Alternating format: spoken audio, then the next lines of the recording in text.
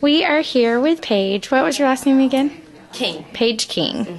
And this is the owner of Hodgepodge, and we're just going to get a few words from her about her story and Hodgepodge itself, how it began, and what she loves about Clarksville and the Art Walk.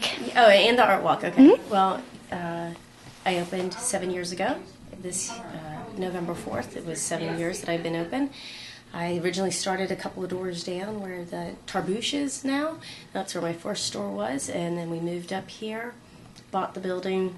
My husband was active duty military at the time, and we decided this is where we were going to plant our roots. So we decided that we were going to stay here and continue with the business. And then I opened Artifacts about 4 or 5 years ago. My sister Kendall manages it for me. And I've got studio space that we also rent out up there, so it's kind of cool. I really understand a connection with the artist, and that's why I started Art Walk.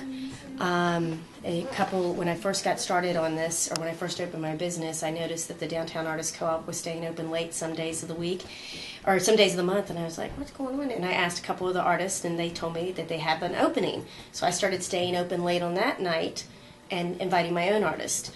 And then it just kind of snowballed into what we now have as the big to-do called First Thursday Art Walk. So, and I love it, love the fact that we're doing this and that we brought the arts in downtown together. I think it's a completely natural mix. Other communities have done it, and it works for them, so I know it's going to work for Clarksville, too.